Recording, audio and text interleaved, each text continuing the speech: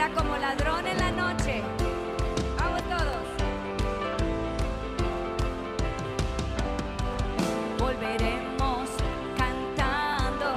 Volveremos cantando. Volveremos saltando. Volveremos saltando. Volveremos con gozo. Volveremos con gozo. Volveremos gritando.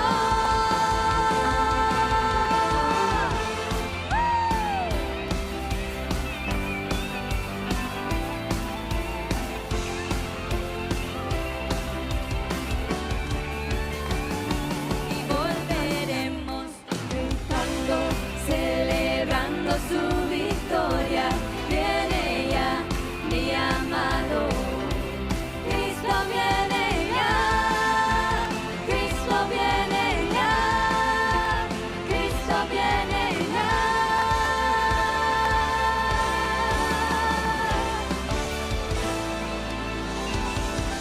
Amén.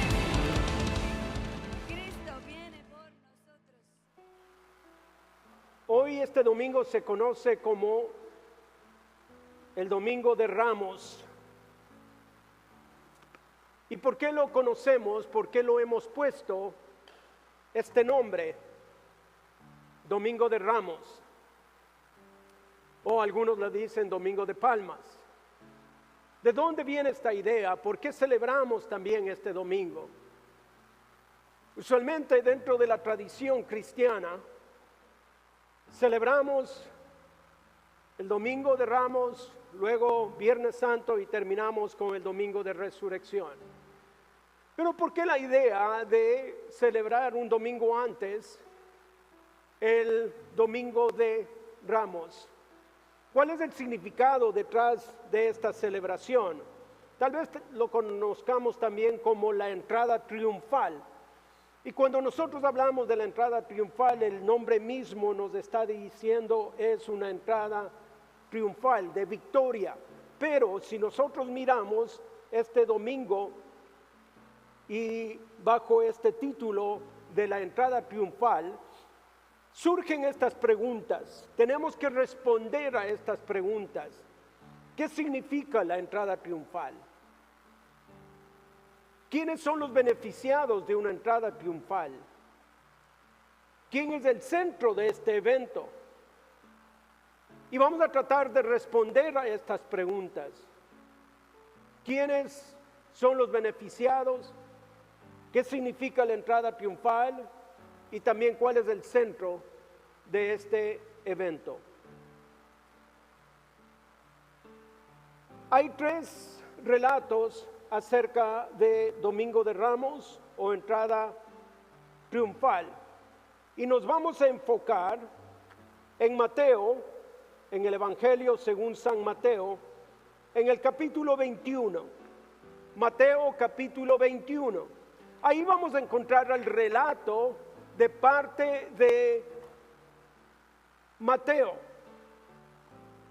uno de los seguidores, uno de los apóstoles. Nos relata este evento. También Marcos relata este evento de la entrada triunfal y de igual manera Lucas, el escritor Lucas, relata la entrada triunfal. ¿Por qué tres relatos en los evangelios? Son 4 evangelios: Mateo, Marcos, Lucas y Juan. El apóstol Juan no menciona nada acerca de la entrada triunfal. Él está enfocado en presentar a Jesús desde otro punto de vista, pero estos 3 escritores, Mateo, Marcos y Lucas, se enfocan en la entrada triunfal. Y vamos a tratar de entender por qué estos 3 hablan o la importancia que ponen en esta entrada triunfal. Mateo capítulo 21 nos dice: cuando se acercaron a Jerusalén y llegaron a Betfagé, junto al monte de los olivos, Jesús entonces envió a 2 discípulos, diciéndoles: id a la aldea que está enfrente de vosotros, y enseguida encontraréis un asna atada y un pollino con ella. Desatadla y traédmelos. Y si alguien os dice algo, decid, el Señor los necesita y enseguida los enviará. Esto sucedió para que se cumpliera lo dicho por medio del profeta cuando dijo, decid a la hija de Sión, mira, tu rey viene a ti, humilde y montado en un asna y en un pollino, hijo de bestia de carga. Entonces fueron los discípulos e hicieron tal como Jesús les había mandado. Y trajeron el asna y el pollino, pusieron sobre ellos mantos y Jesús se sentó encima.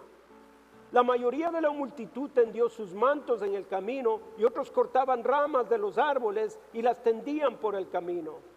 Y las multitudes que iban delante de él y las que iban detrás gritaban diciendo, Hosana al Hijo de David. Bendito el que viene en el nombre del Señor, Hosana en las alturas. Cuando él entró en Jerusalén, toda la ciudad se agitó y decían, ¿quién es este? Y las multitudes contestaban, este es el profeta Jesús de Nazaret de Galilea. Vamos a hablar un poquito de historia. Dentro de, no quiero llamarlo religión, pero el pensar religioso del pueblo de Israel, dentro de la tradición, tenemos profecías en el Antiguo Testamento, sus profetas, hablando de la venida de un Mesías. ¿Y quién es un Mesías? Un Mesías es un Salvador. Un Mesías es visto como alguien que viene a traer libertad y eventualmente establecer su reino. Y este reino muy diferente al reino de los demás reyes. Esta idea o este pensamiento religioso acerca de un Mesías nace desde que el pueblo de Israel entró en cautiverio bajo el imperio de los egipcios. Por 400 años estuvieron bajo opresión. El pueblo sufría, el pueblo se lamentaba, eran esclavos. Entonces este pueblo empieza a clamar por un libertador, por alguien que venga a librarles. Este pueblo empieza a clamar a Dios por libertad. De ahí surge este símbolo o este tipo de Mesías llamado Moisés. Y Moisés es quien trae la libertad al pueblo. Moisés es enviado por Dios para traer la libertad al pueblo de Israel. Y desde entonces, en el pensamiento religioso judío, existe este Mesías. Pero ahora el pueblo es liberado. Nuevamente cae en cautiverio y sigue el pensamiento de otro Mesías. Y como les dije anteriormente, también este Mesías cuando llegue va a establecer un reino de paz, un reino donde Dios es el que gobierna. Pero a través de la historia del Antiguo Testamento, las representaciones de este Mesías nada más vienen para traer la libertad al pueblo de sus opresores. Más de una vez fueron llevados en cautiverio el pueblo de Israel. Y seguía este pensar de un Mesías. Llega el tiempo de Jesús. Jesús nace bajo la opresión o la conquista del Imperio Romano. Esos tiempos eran tiempos difíciles para el pueblo de Israel. Esos tiempos no eran distintos a los tiempos cuando Israel estaba en esclavitud por los babilonios, por los griegos, por los persas, los filisteos y otros más. Pero ¿cuál es la diferencia en esta ocasión? La única diferencia es el tiempo. El tiempo en que llega Jesús Muy bien. Pero desde antes de Jesús ya se miraba esta idea de un Mesías. Aún hubo otras personas u otros personajes que quisieron presentarse como el Mesías. En la Biblia nosotros encontramos un relato acerca de unas dos personas que pretendieron ser el Mesías. En el libro de Hechos, en el capítulo 5, Hechos capítulo 5. Entonces, en este tiempo en que la iglesia da comienzo, ellos fueron no perseguidos todavía, pero sí les presentaron una oposición. En el pensamiento judío ya venía esta idea, hablando políticamente y condicional en cómo se encontraba, la pobreza en que vivía Israel o los judíos. Entonces había esta idea de una revuelta, de una revolución, para ser libres de la opresión romana. Hechos capítulo 5, aquí vemos que el consejo de gobierno de Israel, llamado Sanedrín, se reunieron para tratar este asunto de los seguidores de Cristo, puesto que Cristo ya murió, resucitó, y ahora los discípulos comenzaron la iglesia. Este cuerpo o este consejo que lideraban a Israel se reunieron para decidir qué vamos a hacer. Dice aquí el versículo 35, y les dijo: varones de Israel, un personaje llamado Gamaliel, les dice: tened cuidado de lo que vais a hacer con estos hombres, porque hace algún tiempo Teudas se levantó pretendiendo ser alguien, y cuando ellos mencionan ser alguien, está hablando de Mesías. Y un grupo como de 400 hombres se unió a él y fue muerto por los romanos, y todos los que le seguían fueron dispersos y reducidos a nada. Después de él se levantó Judas de Galilea en los días del censo y llevó mucha gente tras sí, él también pretendiendo ser el Mesías, pero pereció, y todos los que le seguían se fueron. Por tanto, en este caso os digo, no tengáis nada que ver con los hombres, o sea, con los discípulos, los apóstoles de Cristo, y dejadlos en paz, porque si este plano o acción es de los hombres, de igual manera perecerá. Pero si es de Dios, no podréis destruirlos, no sea que os halléis luchando contra Dios. En los escritos aquí encontramos de dos personajes. Ahora vamos a ver otros personajes, más todavía. No eran los únicos. Por el año 4 antes de Cristo, más o menos el año en que dicen que nació Jesús, un pastor llamado Antrojes se proclamó rey de los judíos, y él con sus seguidores fueron destrozados por una legión de romanos. Los mataron y los descuartizaron. Entonces, el pretender ser el Mesías para los romanos o para el imperio romano era una amenaza, porque el pensamiento del Mesías es un libertador, es un rey que viene Y si los judíos están esperando a ese Mesías y su reino, entonces para los romanos este personaje es una amenaza.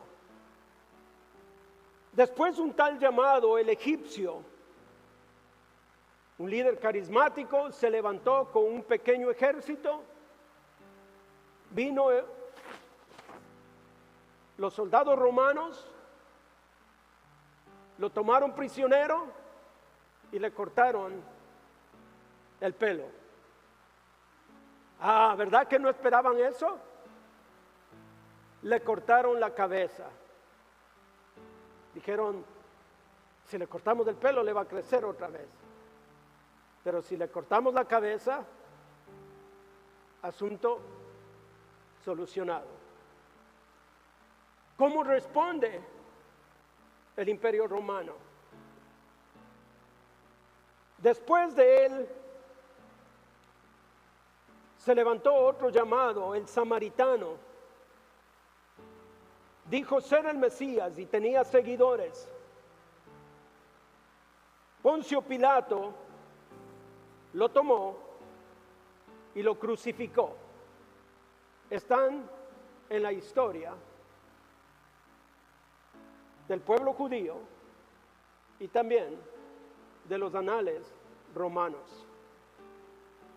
Tenemos a Ezequías, llamado el rebelde, a Simón de Perea, Judas de Galilea, también a su nieto, al nieto de Judas de Galilea, llamado Menahem. Menahem,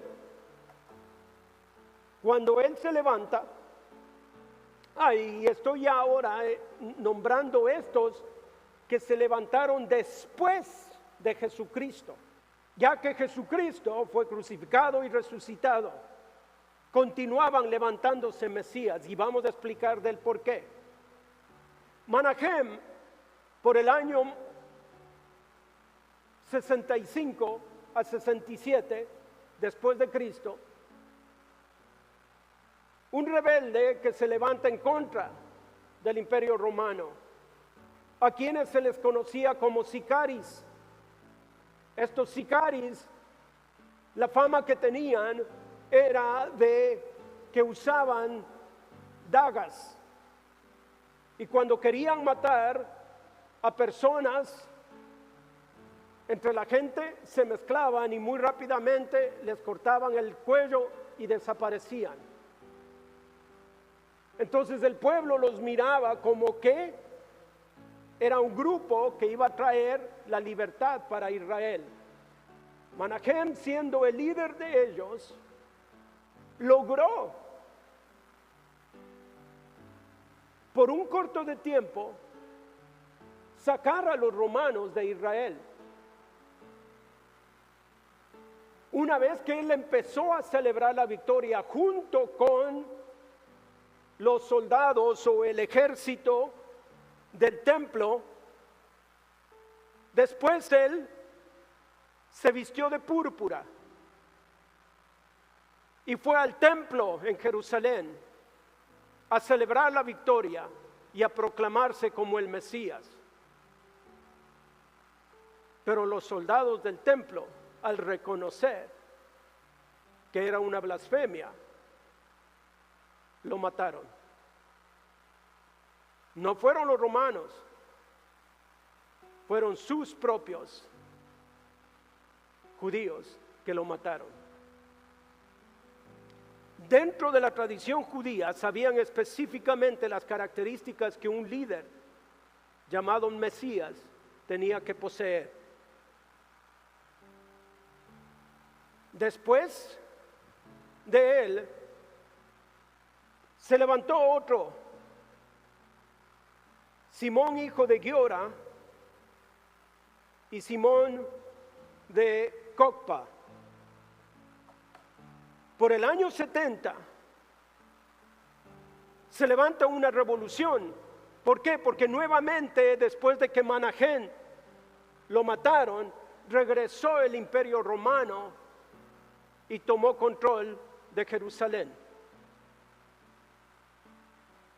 Y hay una revuelta conocida como Bar Kokhba, en la que el pueblo de Israel, guiado por este Simón, se levantó y lucharon contra Roma por el año 70, 69-70. Y nuevamente los expulsaron. Pero después de esto regresó el Imperio Romano y destruyeron el templo. Gran cantidad de judíos murieron en Jerusalén. Una vez que el templo dejó de ser, esta idea del Mesías empezó a desaparecer poco a poco.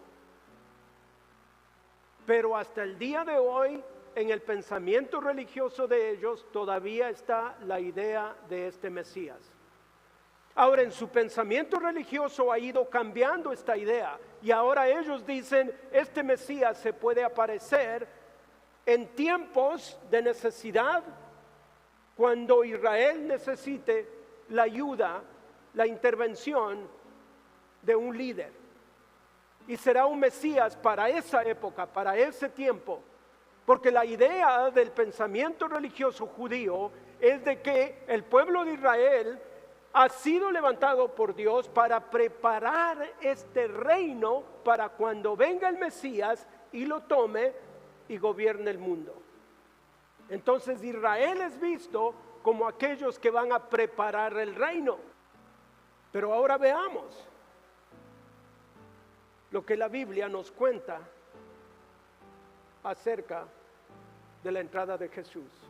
¿Por qué el hecho de que Jesús entra como el Mesías, pero no es visto como el Mesías por el pueblo de Israel, no es reconocido? Los escritores de los evangelios, ya les mencioné, Mateo, Marcos y Lucas, nos relatan la entrada triunfal. Y ahora vamos a mirar estas profecías que se cumplieron cuando Jesús entró en Jerusalén. Les dije al principio que tenemos que responder a estas preguntas. ¿Qué significa el Mesías? Estamos ya respondiéndoles, es el libertador. ¿Quiénes son los beneficiados? Ahora vamos a ver quiénes son los beneficiados de este Mesías. Leímos en Mateo capítulo 21 que decía, esto sucedió para que se cumpliera lo dicho por medio del profeta cuando dijo, decid a la hija de Sión, mira, tu rey viene a ti, humilde y montado en un asna y en un pollino, hijo de bestia de carga.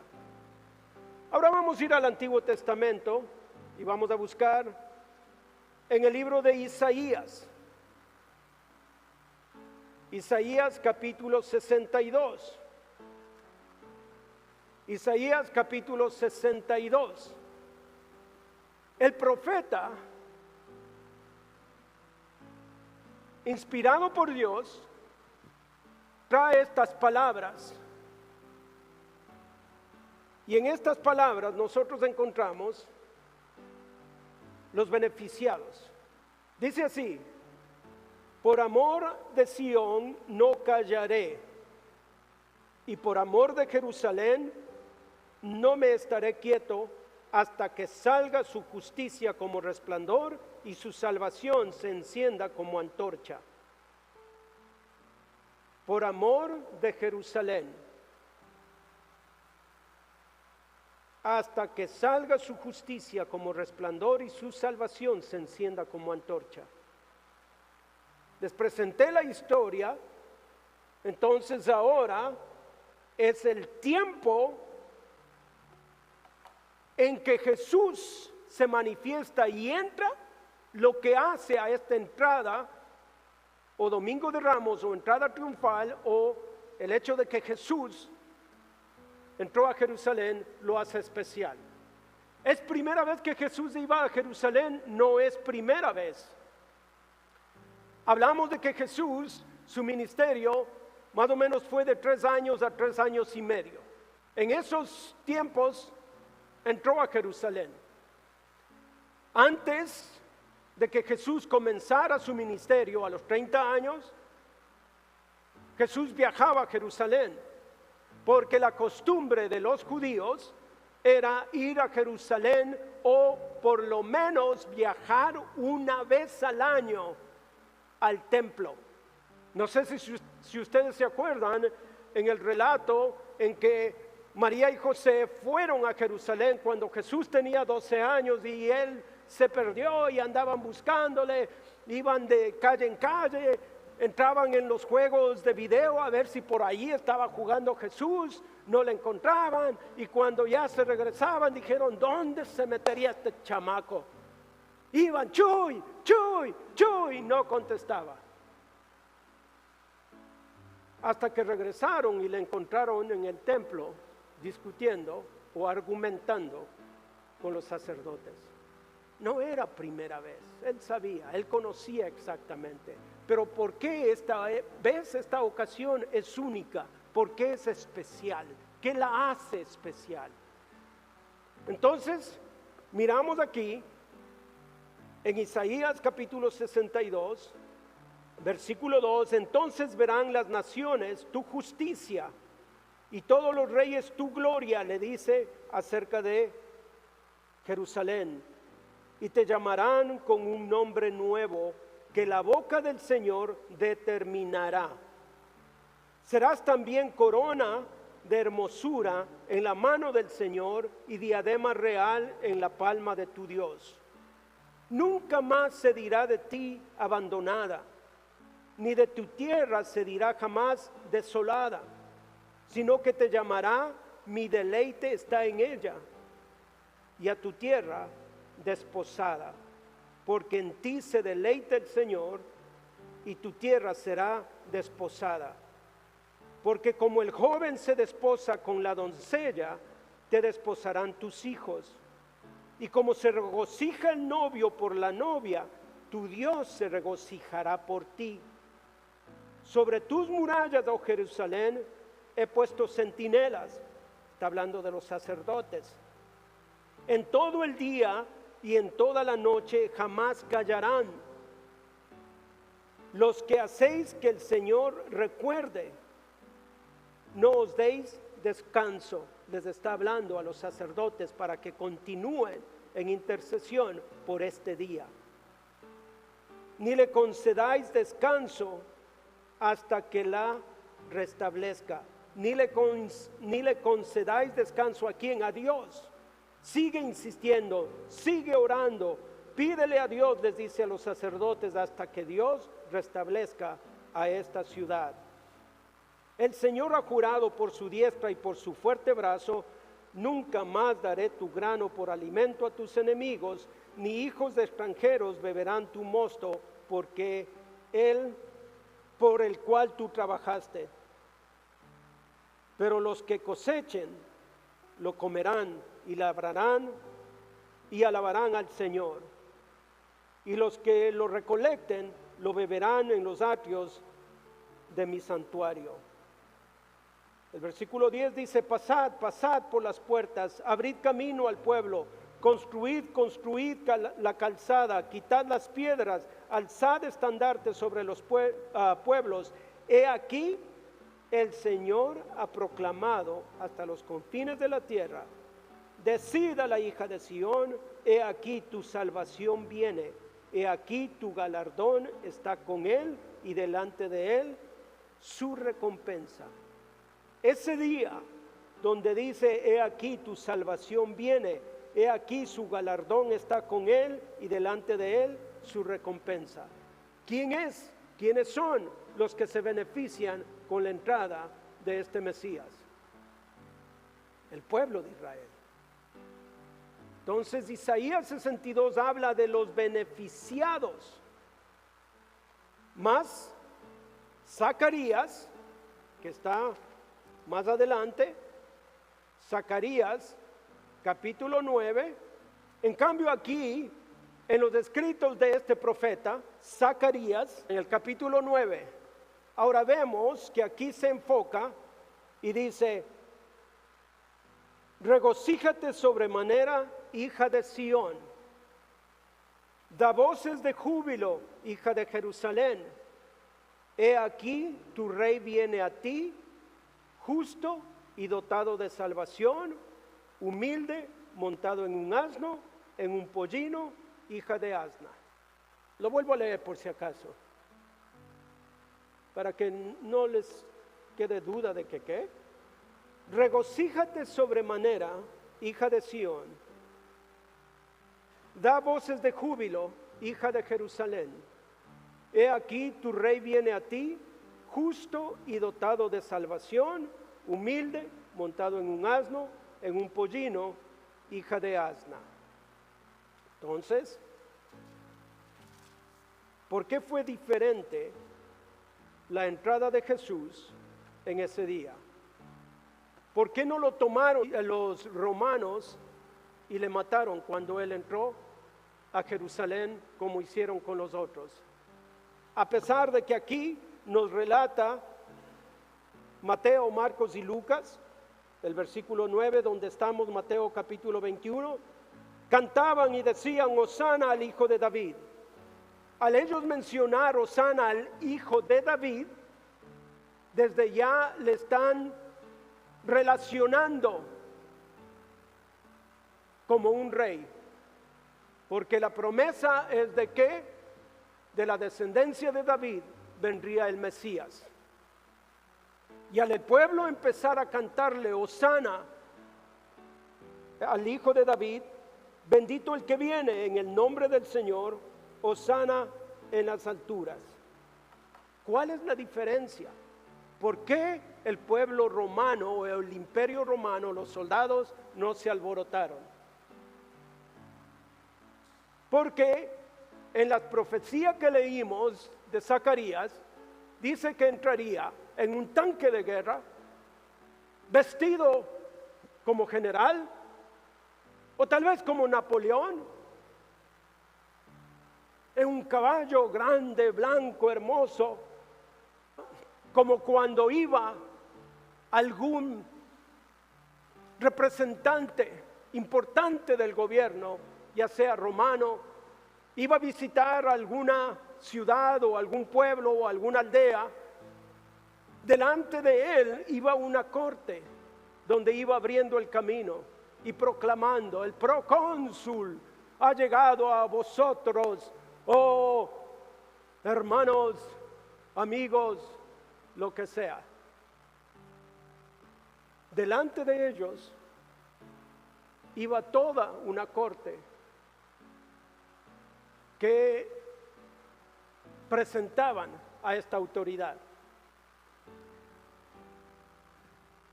Los otros candidatos o personajes que se dijeron ser Mesías tenían sus seguidores, tenían su ejército. Jesús no tenía ejército, Jesús tenía discípulos, los más cercanos, 12 discípulos, después 70 discípulos y después había otros seguidores. Tertuliano,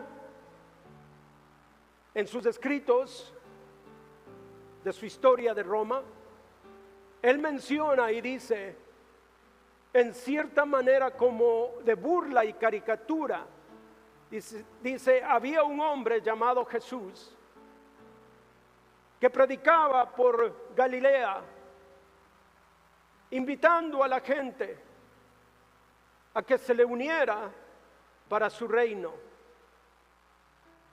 Pero cuando él mencionaba esto,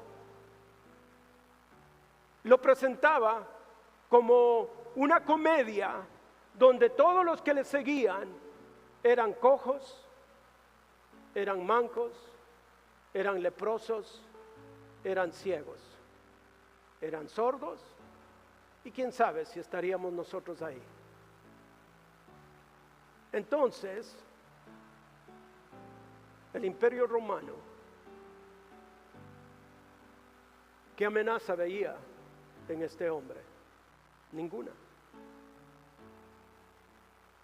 También por el hecho de que tenemos la profecía que Él entró en un pollino, en un burrito. Esa no es la entrada de un rey. Esa no es la manera como presentarse como rey. Pero tiene un significado profundo. Tiene un significado espiritual. Y lo vamos a mirar aquí en Lucas capítulo 14. Lucas capítulo 14. Lucas capítulo 14, versículo 15. Cuando uno de los que estaban sentados con él a la mesa oyó esto, le dijo: bienaventurado todo el que coma pan en el reino de Dios. Pero Jesús le dijo: cierto hombre dio una gran cena e invitó a muchos. Y a la hora de la cena envió a su siervo a decir a los que habían sido invitados: venid, porque ya todo está preparado. Y todos a una comenzaron a excusarse. El primero le dijo: he comprado un terreno y necesito ir a verlo, te ruego que me excuses. Y otro dijo: he comprado 5 yuntas de bueyes y voy a probarlos, te ruego que me excuses. También otro dijo: me he casado y por eso no puedo ir, mi señora no me deja. Cuando el siervo regresó, informó de todo esto a su señor. Entonces, enojado el dueño de casa, dijo a su siervo: sale enseguida por las calles y callejones de la ciudad y trae acá a los pobres, los mancos, los ciegos y los cojos. Nosotros miramos aquí en esta parábola de que cuando Jesús manda la invitación, manda a gente que era cercana a Él, conocidos de Él, quién sabe si eran familiares.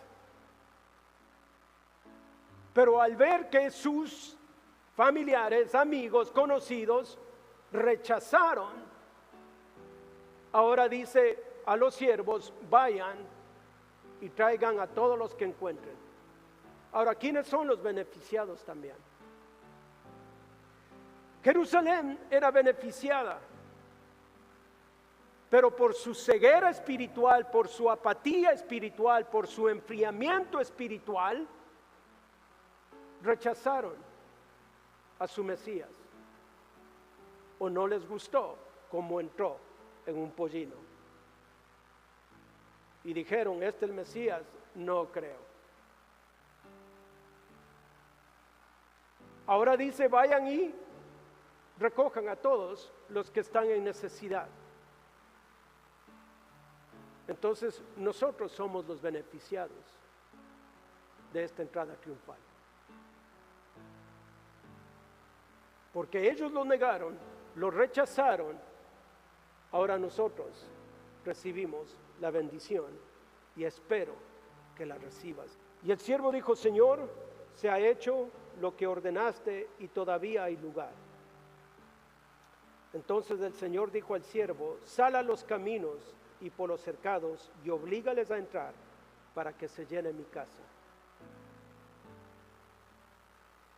Es la invitación que nosotros hemos recibido, y como te dije hace un minuto, espero que no la desperdicies, espero que no la menosprecies.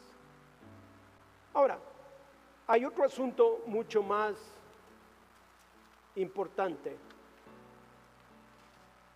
Entonces, el centro de esta entrada triunfal es Jesús.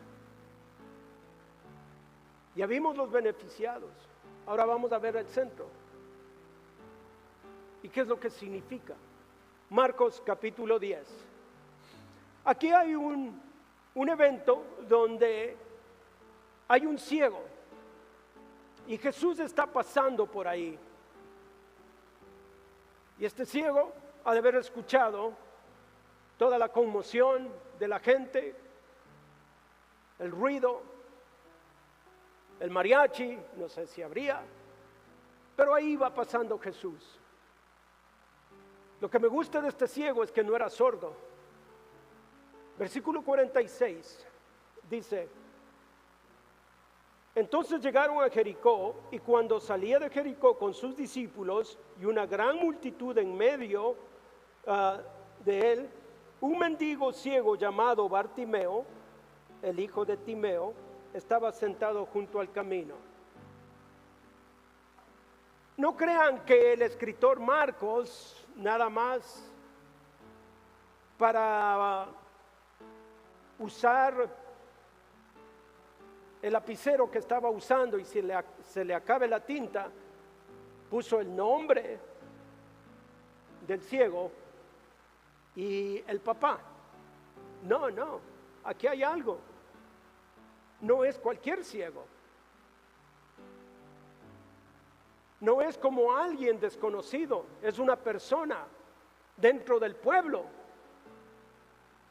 que es conocida. ¿Y de dónde viene? Entonces hace el énfasis el escritor Marcos al decir Bartimeo por nombre, hijo de Timeo. El hecho de que tenga nombre quiere decir que era una persona instruida, conocida en lo que son los escritos del Antiguo Testamento. Versículo 47: y cuando oyó que era Jesús el Nazareno, comenzó a gritar y decir: Jesús, hijo de David, ten misericordia de mí. Él también menciona a Jesús, hijo de David, dándole el título de Mesías. Él es el Mesías. Y muchos lo reprendían para que se callara, pero él gritaba mucho más. No me permiten gritar aquí. Dice: hijo de David, ten misericordia de mí. Y gritaba y gritaba y gritaba. Imagínense a Bartimeo. ¿Cuántos han gritado alguna vez? Pero no cuando regaña al esposo o cosas así, ¿verdad? Nos duele el oído y todo, y ¿qué, no me escuchas? Pues tanto grito ya no. Pero era un grito de desesperación. El grito de desesperación es un grito que sale de muy adentro del corazón. Es un grito de angustia. Aquí Bartimeo empieza a gritar más recio, no de volumen, nada más, sino de corazón. Porque él sabe quién es el que está pasando por ahí. No es cualquiera, para él es el hijo de David. Y ahora empieza a gritarle. Y Jesús se detuvo y dijo: llamadle. Y le llamaron al ciego, diciéndole: anímate, levántate, que te llama. Y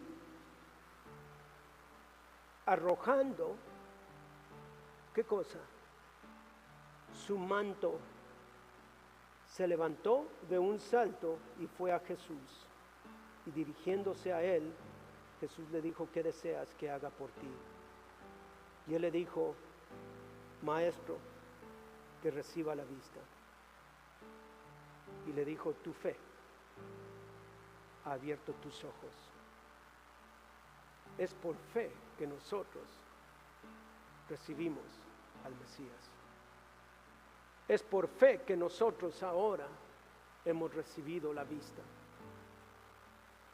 No para ver una religión, sino para conocer a aquel que nos ha dado la libertad. Ay, Señor, párate, reloj, párate. Luego entramos en la entrada triunfal,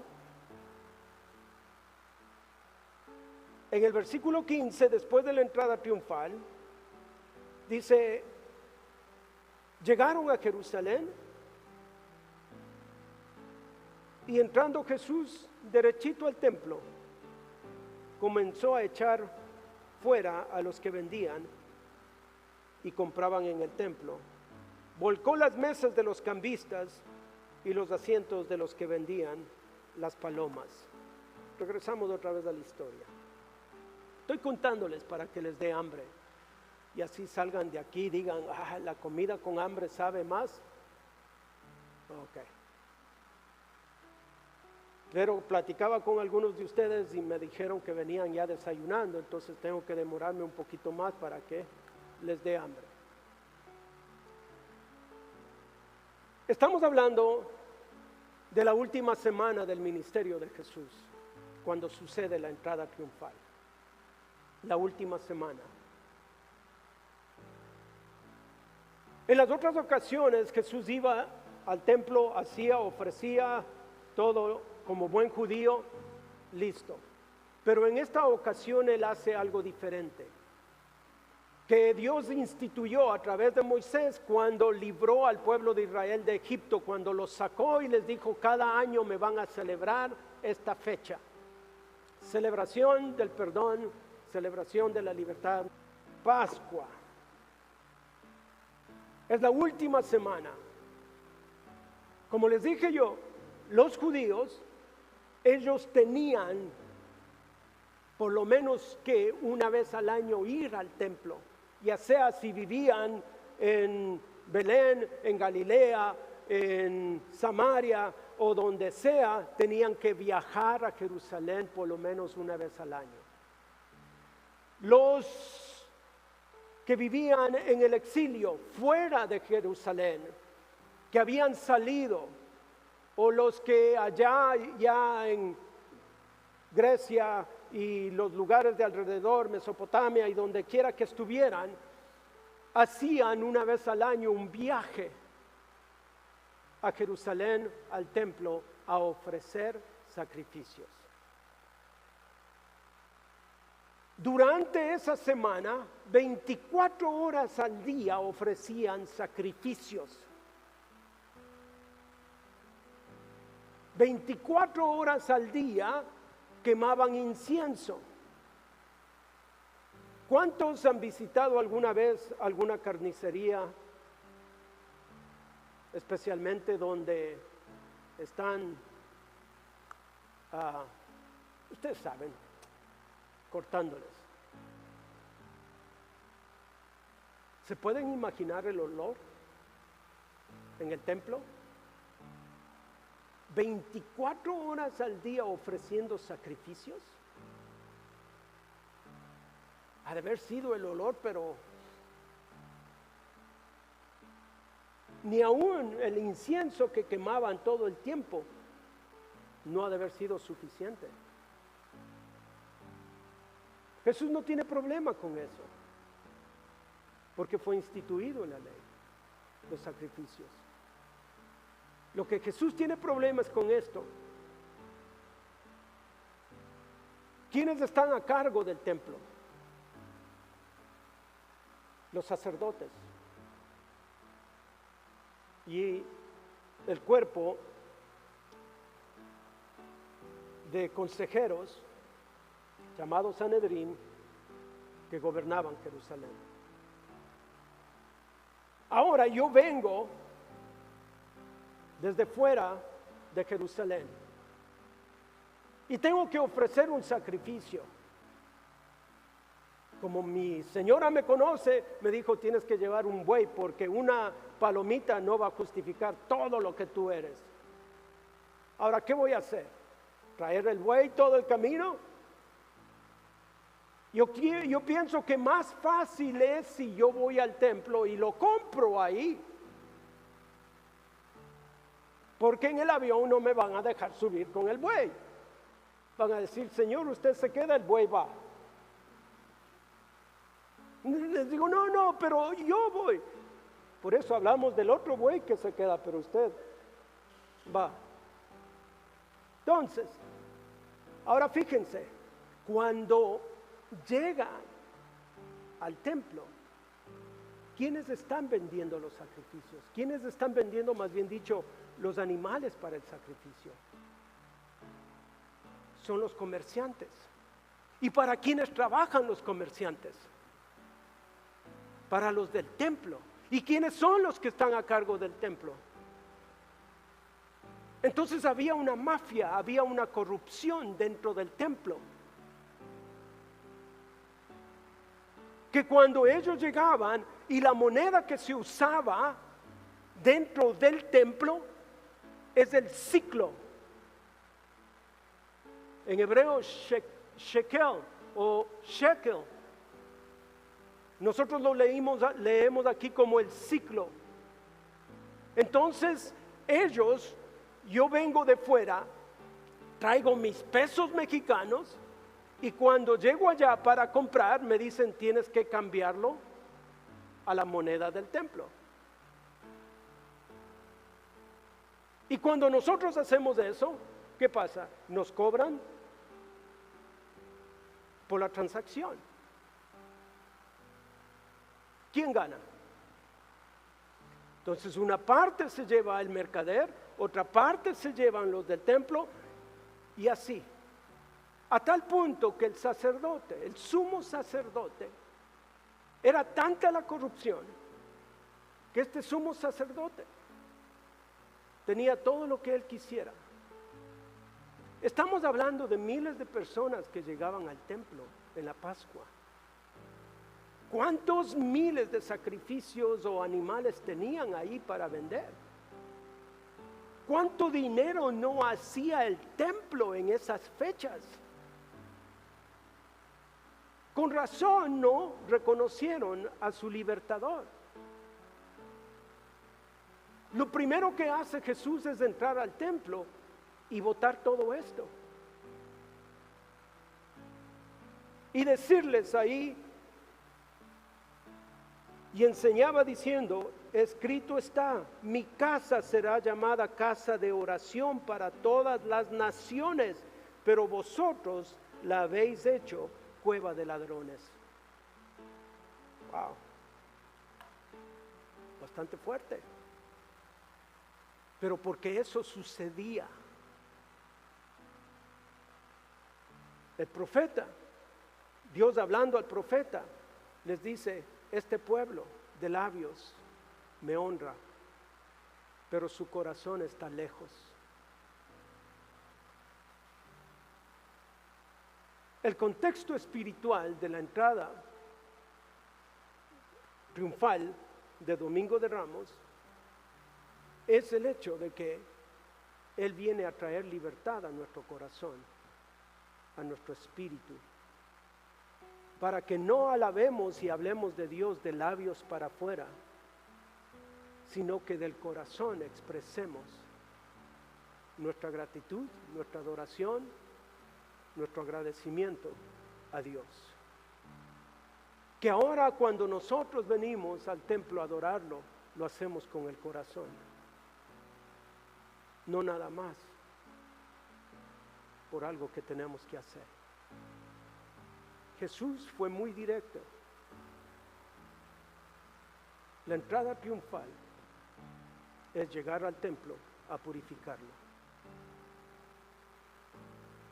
porque de ahí mana la vida. Quiero que tomemos este tiempito para reconocer en nuestra vida la importancia y la necesidad de abrir nuestro corazón y darle la bienvenida a Jesús. Quiero que tomemos en conciencia este pensar. Y si quieres decirle, Jesús, aquí estoy, te entrego mi corazón, entra en mi vida como el Rey y Señor, hazlo. Veo al Rey de Gloria, viene con fuego y poder, tiembla su voz, tiembla su